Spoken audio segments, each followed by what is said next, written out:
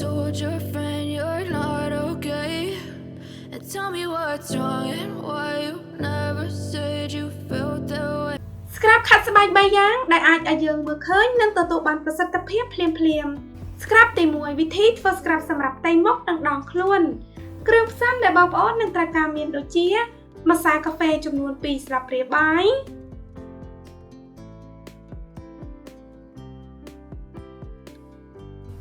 ស្ករសចំនួន3ស្លាបព្រាបាយ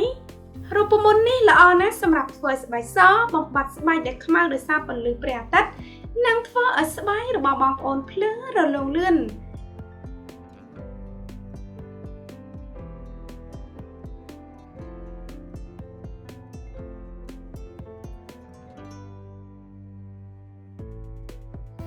បន្ទាប់មកបងប្អូនត្រូវការហ្វូមលាងមុខដែលជួយឲ្យផ្ទៃមុខសចំនួន1ស្លាបព្រាបាយបងប្អូនអាចប្រើហ្វូមលាងមុខប្រភេទផ្សេងទៀតដែលត្រូវទៅនឹងប្រភេទស្បែករបស់បងប្អូន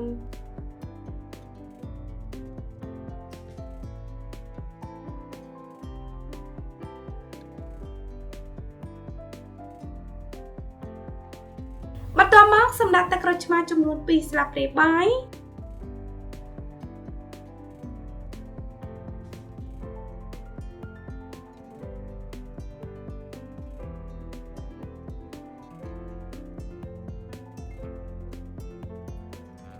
សូមកូរច្របល់គ្រឿងផ្សំទាំងអស់ឲ្យបានសព្វចូលគ្នាល្អ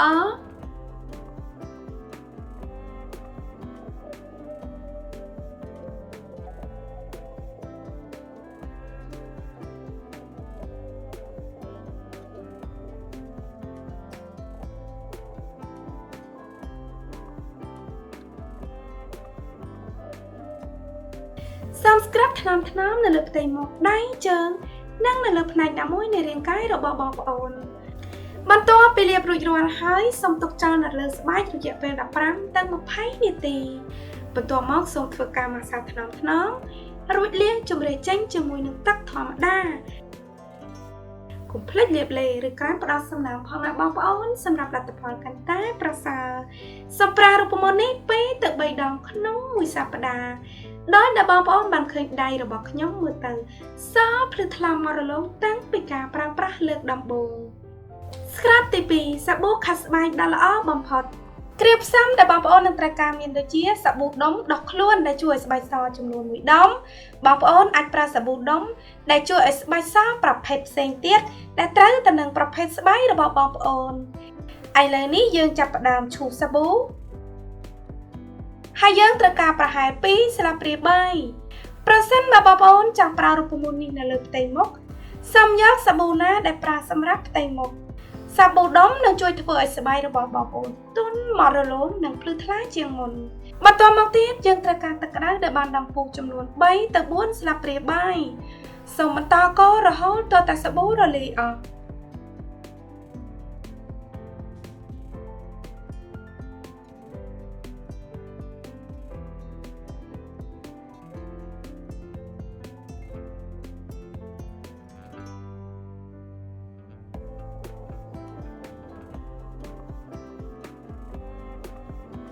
រួចហើយដាក់ស្ករសចំនួន2ទៅ3ស្លាបព្រាបាយស្ករសនឹងជួយជំរុះកោសិកាដែលងាប់ចេញនិងធ្វើឲ្យស្បែកទន់រលោងបន្ទាប់មកទៀតយើងត្រូវការទឹកក្រូចឆ្មាចំនួន2ស្លាបព្រាបាយ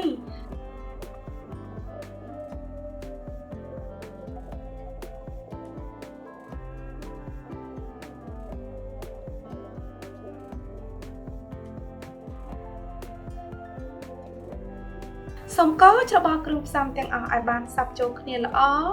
រូបមន្តនេះល្អណាស់សម្រាប់អ្នកដែលមានពណ៌ស្បែកមិនស្មើគ្នា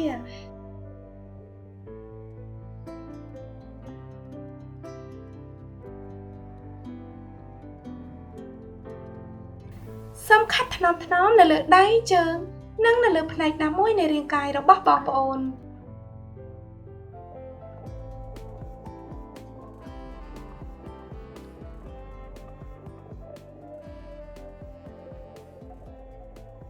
សូមទុកចោលនៅលើស្បែករបស់បងប្អូនរយៈពេល10ទៅ15នាទីបន្ទាប់មកសូមធ្វើការម៉ាស្សាម្ដងទៀតរួចលាងទឹកចេញ កុំភ្លេចលាបឡេឬក្រែមផ្ដល់សំណើមផងណាបងប្អូនសម្រាប់លទ្ធផលកាន់តែប្រសើរសូមប្រើរូបមន្តនេះ3ទៅ4ដងក្នុងមួយសប្តាហ៍ដោយតែបងប្អូនបានឃើញដៃរបស់ខ្ញុំមើលទៅសភ្លឺមករលោងជាងមុនបើប្រៀបទៅនឹងដៃម្ខាងទៀតរូបមន្តធ្វើ scrub ទី3 scrub ដ៏ល្អបំផុតសម្រាប់ស្បែកសភ្លាមគ្រឿងផ្សំដែលបងប្អូននឹងត្រូវការមានដូចជាម្សៅកាហ្វេចំនួន2ស្លាបព្រាបាយបងប្អូនអាចប្រើម្សៅកាហ្វេប្រភេទផ្សេងទៀតដែលបងប្អូនមាន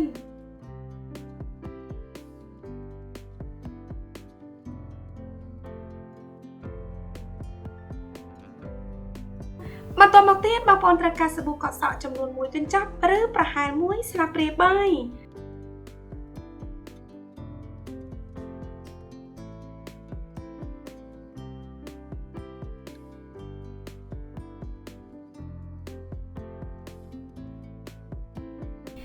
រួចហើយដាក់ទឹកក្រូចឆ្មាចំនួន2ស្លាបព្រាបាយរូបមន្តនេះនឹងជួយបំបត្តិកន្លែងដែលខ្មៅខ្លាំងនិងស្នាមផ្សេងៗបានយ៉ាងមានប្រសិទ្ធភាព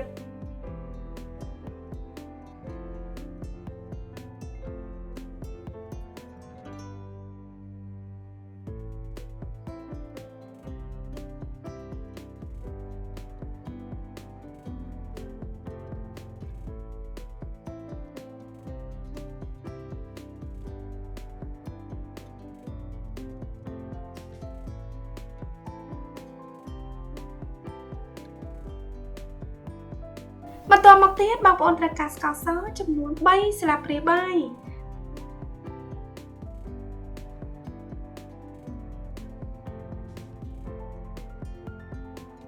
សូមកូរច្របល់គ្រឿងផ្សំទាំងអស់ឲ្យបានសព្វចូលគ្នាល្អ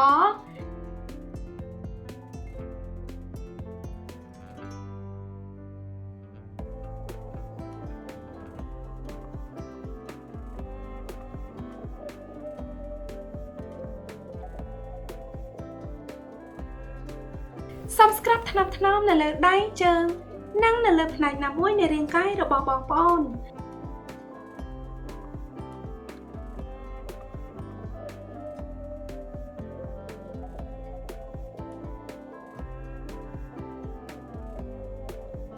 សូមទុកចោលនៅលើស្បែករយៈពេល15ទៅ20នាទីបន្ទាប់មកសូមធ្វើការម៉ាស្សាម្ដងទៀតរួចលាងទឹកចេញកុំភ្លេចលាបឡេឬក្រែមផ្ដល់សំណើមផងណាបងប្អូនសម្រាប់លទ្ធផលកាន់តែប្រសើរសូមប្រើរូបមន្តនេះម្ដងក្នុងមួយថ្ងៃយ៉ាងហោចណាស់អាចបាន3ថ្ងៃជាប់គ្នាដើម្បីទទួលបានលទ្ធផលឆាប់ៗដោយដែលបងប្អូនបានឃើញដៃរបស់ខ្ញុំមើលទៅសភ្លឺរលោងជាងមុនបើប្រៀបទៅនឹងដៃម្ខាងទៀតខ្ញុំសង្ឃឹមថាបងប្អូនចូលចិត្តវីដេអូនេះសូមចុចលើកទាំងវីដេអូខាងលើដើម្បីទទួលបានគន្លឹះពីការថែរក្សាសម្រស់បន្ថែមទៀតអរគុណច្រើនសម្រាប់ការទស្សនាជួបជាមួយនឹងនាងខ្ញុំមកនៅវីដេអូបន្តទៀតសូមជម្រាបលា